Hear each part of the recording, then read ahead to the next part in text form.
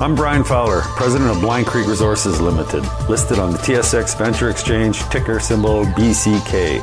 Blind Creek is focused in the Yukon, Northwest Territories, and British Columbia. The company's key property is the Blend Project, one of the largest undeveloped lead-zinc-silver deposits in Western Canada, plus plans to advance the recently acquired, fully permitted historic Engineer Gold Mine in the Atlan District of Northwestern BC. Check us out at blindcreekresources.com.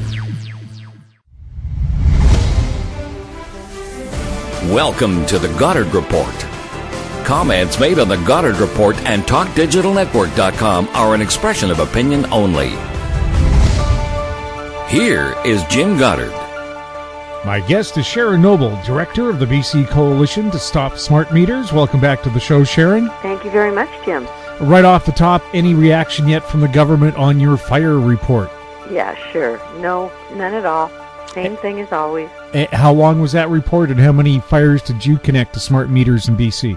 I connected after obtaining 105 fire reports that were credible and complete. I connected 47 fires to smart meters. And the report itself is 38 pages long, and it's on our website. And then I have approximately 600 pages of documentation. So this wasn't just a fly-by-night effort if you got 600 pages of documentation. It took me 3 years of gathering the information. The system in British Columbia is broken as far as tracking fires is concerned, and I must say, it doesn't seem to be unique.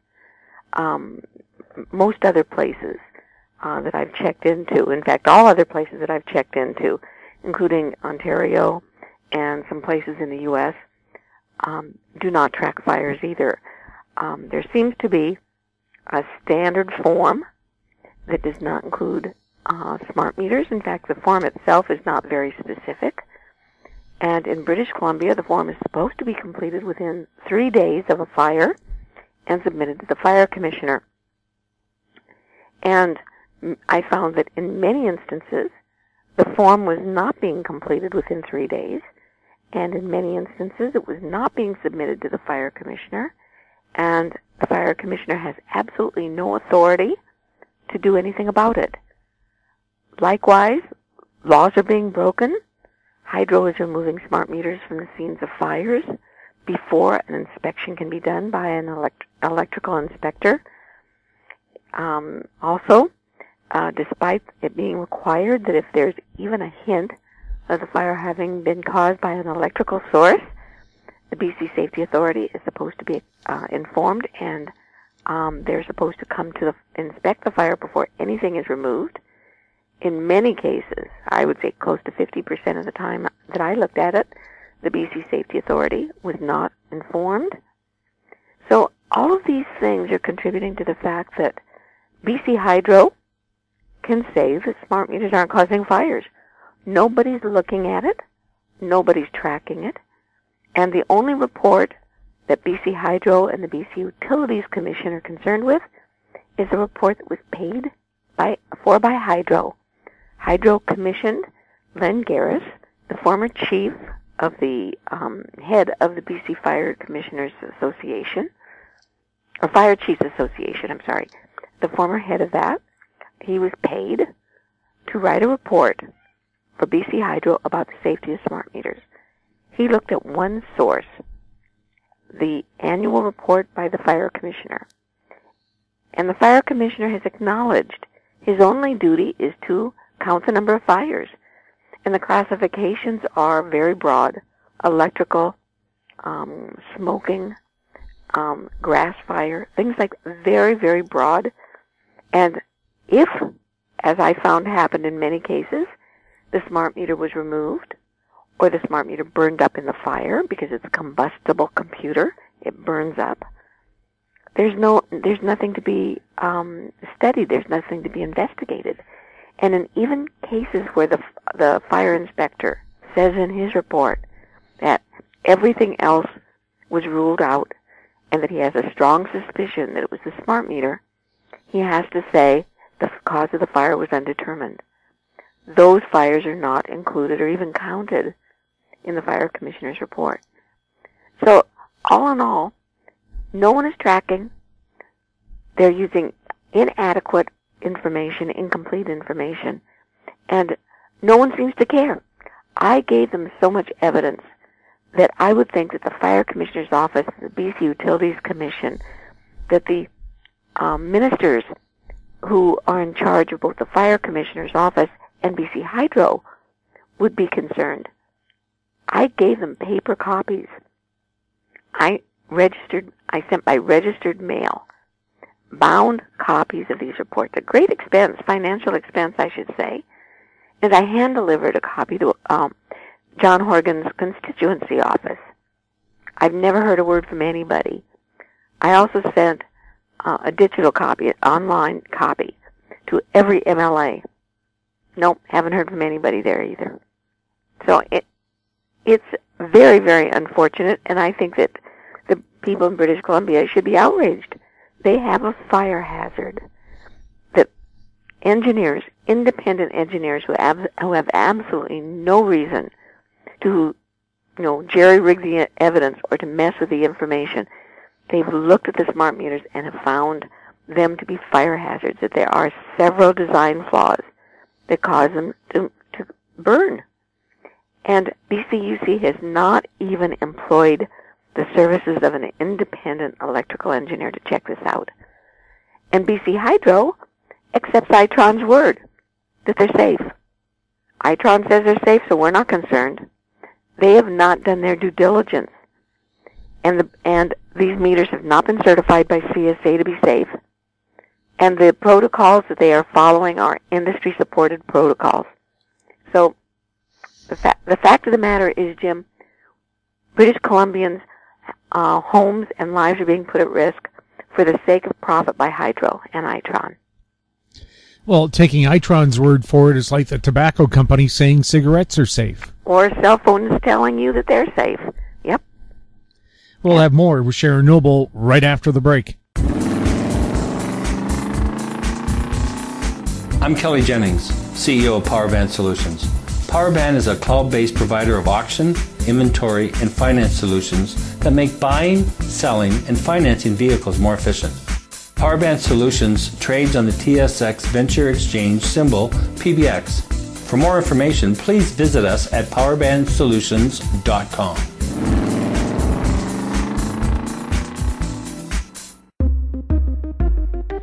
Hi, I'm Douglas Mason, President and CEO of Rainy Mountain Royalty Corp., RMO, on the TSX Venture Exchange.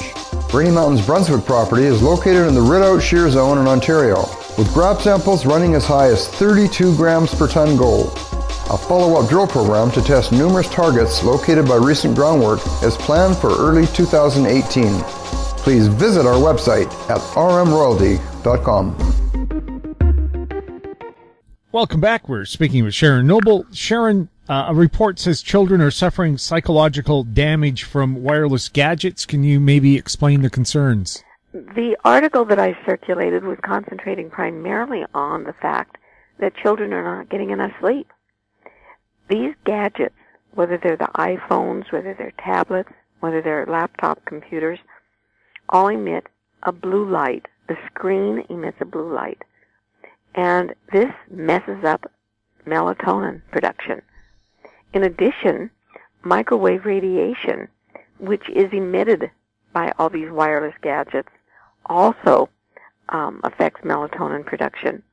So children who need 10 hours sleep at night to develop properly are not getting the deep recuperative sleep that they need. Many are staying up at night playing because they're addicted to the games. And as a consequence, teachers are reporting that kids are falling asleep in class. Children are found not to be able to concentrate. Their cognitive functions are affected. These are serious things. And in addition to the psychological damage, of course, there are health effects. Anybody, but especially children, if we don't get deep REM sleep that's recuperative, our immune system is weakened. And this makes us more vulnerable to other diseases and other effects of environmental pollution. It has been shown that if you can get deep recuperative sleep at night, your body can recover from a lot of the junk that it faces during the day. And that would include things from, like GMOs, I would suspect. Also, use of cell phones, exposure to the microwave radiation that's all around us. Our immune system is capable of fighting off a lot of things when we're strong. But if we don't get that sleep, we're much more likely to get, colds, pneumonia, the flu, cancer, you name it. And these children are especially vulnerable because their bodies are developing, and psychologically their brains are developing, and their temperament, their attitudes, everything else is developing. And the effects of these gadgets, the effects are devastating. And many experts are warning that children should not be allowed to use these things for hours on end. Even professionals in Silicon Valley are lamenting the fact that they have been so eager to market these to children because of the addictive factor. People, of course, are being told 5G is the next whiz-bang thing, but isn't copper cable landline still available to people? Well, 5G is completely separate. It's not available right now. But many people have lost their landline. They may not know it. I didn't know it. And I think I've spoken on your program about this before, where TELUS is putting in fiber optic cable throughout the province. They're putting up the fiber optic cable in support that is needed for the microcells that will be part of the 5G network. And they are coming to homes and offering to put a fiber optic cable directly to your home for free, which is wonderful. Fiber optic cable is the fastest, the safest, the best means of communicating data. Unfortunately, in my case, and in many cases that I've heard about, TELUS did not tell me that if I agreed to this, that they would take out my landline. And I only discovered months later, when we had a power outage, that my phone went dead. I couldn't call out, and neither could I receive. And I was quite concerned. What if we had a fire? What if we needed an ambulance? We couldn't call out. So I called and asked, and I was told, no, we have a modem, we have a digital phone line, and the modem has sufficient battery backup for 8 hours. Apparently there are supposed to be 2 batteries in this battery cage. If you have 2 batteries that are fully charged and functioning well, you'll have 8 hours. What if you only have 1 battery? Shaw is only putting 1 battery in many of their cages. Shaw only provides digital phone. It does not have any other phone service provided. TELUS does have both. But in my case, TELUS took my landline out. When I discovered that the outage, my phone went dead after 1 hour. And when I complained, the serviceman came out, and it was found that the battery was faulty. Who knows when your battery is faulty? How am I supposed to tell that the battery isn't functioning well? How am I supposed to tell how many hours of outage my batteries can hold? I can't. It's unreasonable. I was going to report TELUS to CRTC. First of all, because I was upset because they never told me. But secondly, I think this is very dangerous for people, especially older people or disabled people, to not be able to, to potentially be left without a phone during an outage. But it's not just the sick and the elderly. What if you've got a young baby that becomes sick and you need an ambulance? What if your house catches fire? I mean, everyone is left in the same predicament. So I was going to report to TELUS, but I thought before I do, I want to get specific information from them. I wanted an admission that they did this and that they would not put my cable back in. I believed that the copper line which is the way the old landline has been connected to the service, had been removed. I was told, no, it hasn't been removed. It's still there. That removing the copper cable was too much work, and they didn't. They just disabled it. And when I explained my concerns, the fellow on the line was most accommodating. He says those concerns are reasonable, and they arranged for a serviceman to come. He took the modem and hooked me back up to my copper landline. We'll have more with Sharon Noble right after this. Vadic Ventures Corp. is a potash exploration company focused on the Korat Basin in Thailand, the world's largest undeveloped potash resource. Vadic's management has extensive potash exploration and development experience in Thailand. Vadic will have marketing advantage compared to Western producers. Drill program commences this spring. Vadic trades on the TSX Venture, symbol VCV, and on Frankfurt, symbol V8V2. Visit our website, vadicventures.com. Don't miss out. Stay informed. Receive the HowStreet.com weekly recap with thought-provoking podcasts, radio, and articles delivered to your inbox. Sign up for the HowStreet.com weekly recap on our homepage at HowStreet.com. Welcome back. We're speaking with Sharon Noble. Sharon is famous Erin Brockovich investigating a cluster of brain cancers in Florida. That's what I've been told. In a small community in Florida, I think the population is about 45,000. There have been more than 30 cases of glioblastoma, which is a very aggressive brain cancer that is normally associated with cell phone usage. And these 30 cases are all within the last few years and all within a very, very small geographical area. In fact, 2 cases occurred in the same house. After one person died, another person bought the house and came down with glioblastoma. And there's been no cause found. From what I've read, no one has checked or reported on the use of cell phones by these people.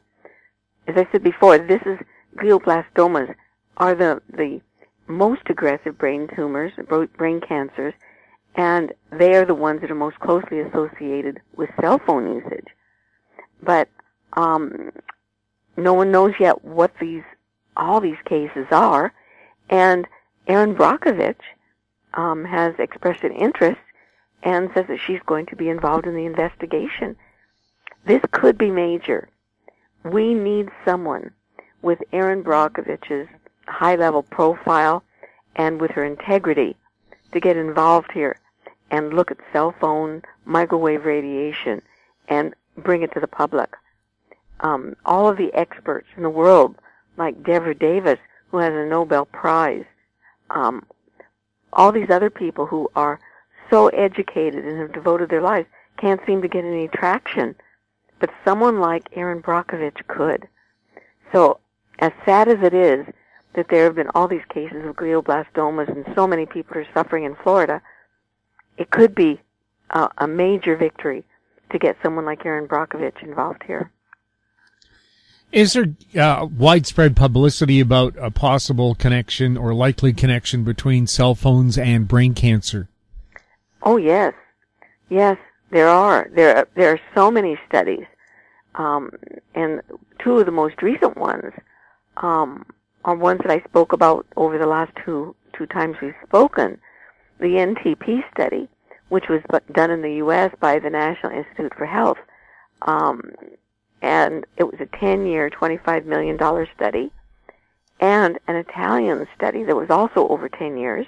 The Ramazzini Institute did it.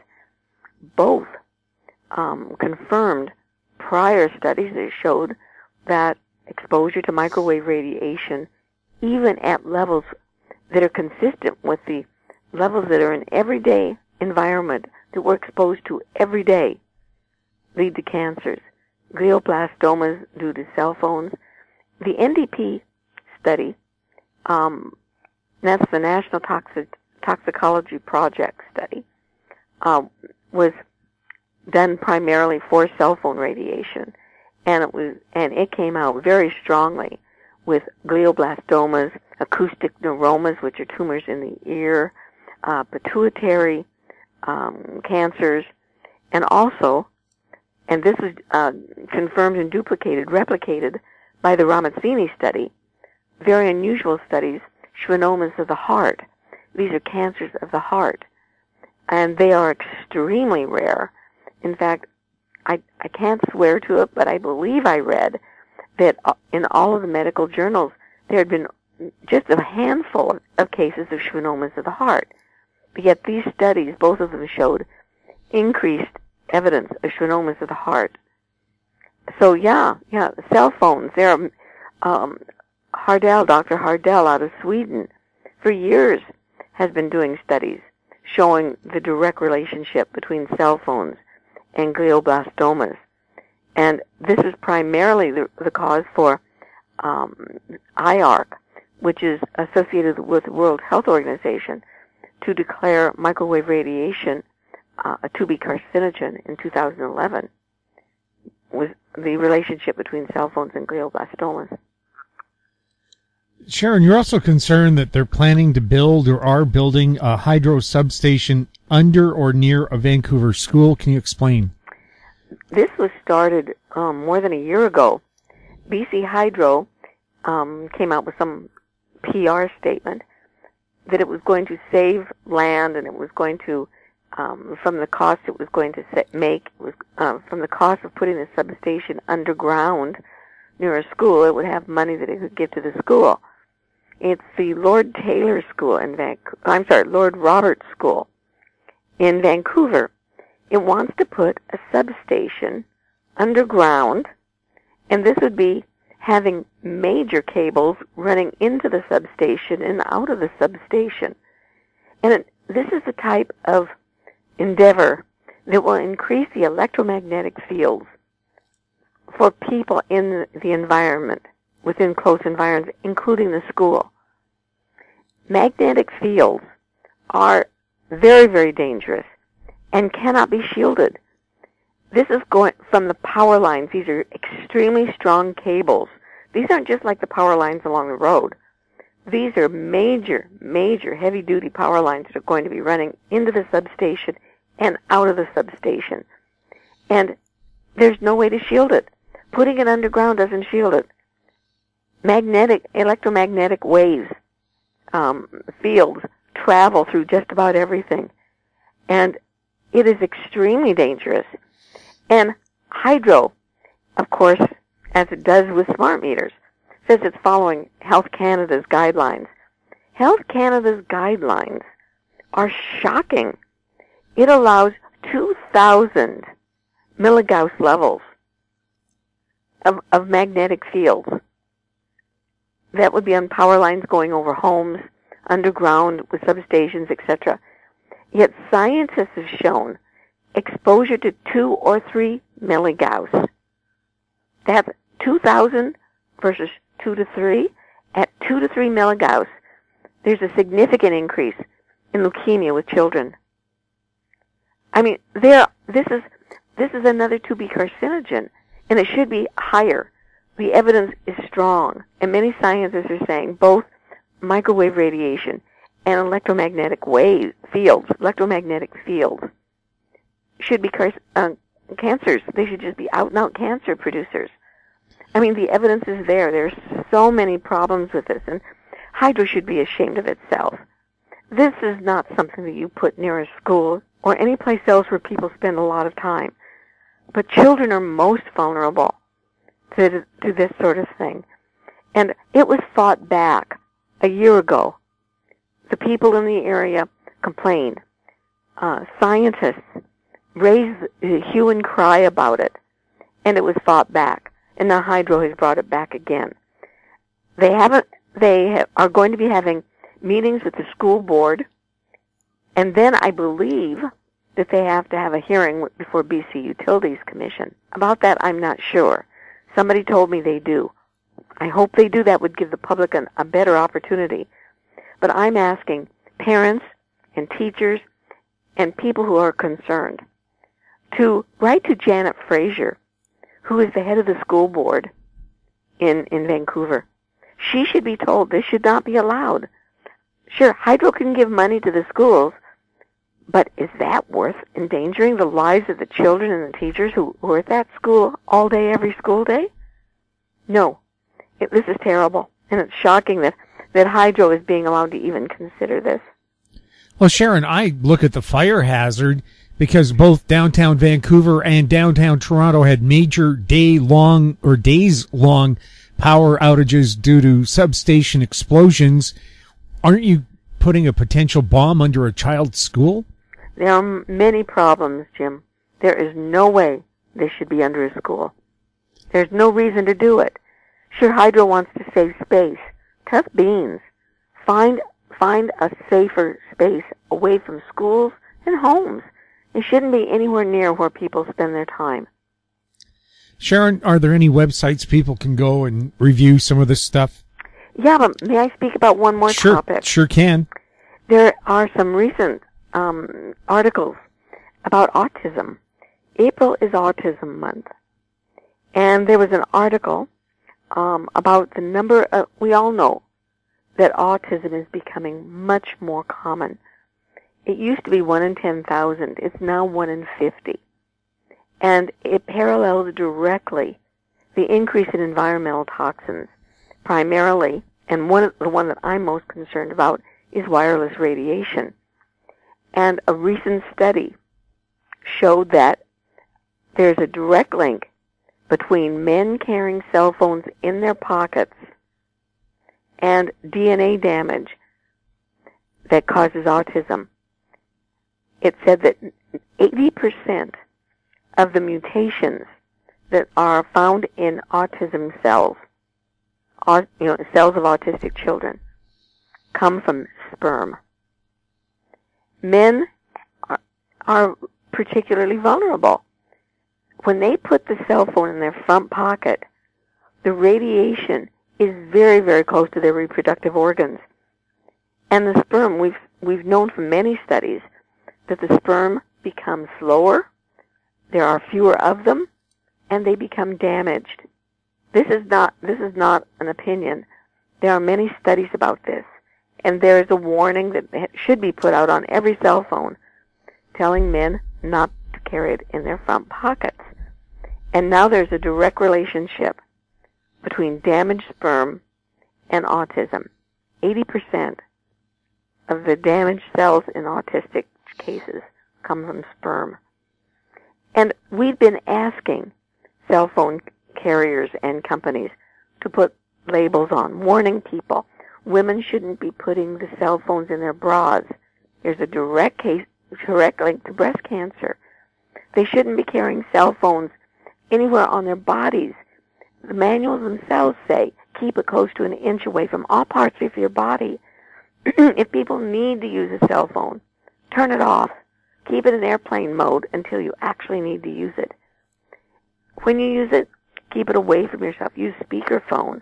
Or if you can't do that, get an headphone. Get a headphone that has air tubes in it. I just bought one, and it's got about 5 inches of air in that air tube. I'm going on a plane tomorrow, and I'm going to be plugging it in to watch a movie. I want to be able to have that protection from the Wi-Fi device on the airplane. There are simple things you can do to protect yourself, but people need to be aware of it, and they're not being told. I wanted to make sure that people get this out. It's very important, and I hope that everyone who's listening warns their husbands, their sons, not to carry cell phones in their pockets. Sharon, thank you again, and can you perhaps refresh our memories about the websites? Yes. The website is www.stopsmartmetersbc.com. Sharon, thank you so much for being on the show. Thank you so much, Jim. I always appreciate being here. My guest has been Sharon Noble, Director of the BC Coalition to Stop Smart Meters. If you have any questions for Sharon or any of our other guests, you can email them to info@housestreet.com. I'm Jim Goddard. Thanks for listening. Comments made on the Goddard Report and TalkDigitalNetwork.com are an expression of opinion only. The Goddard Report is available online and mobile at TalkDigitalNetwork.com. The Goddard Report is a production of Howe Street Media Incorporated.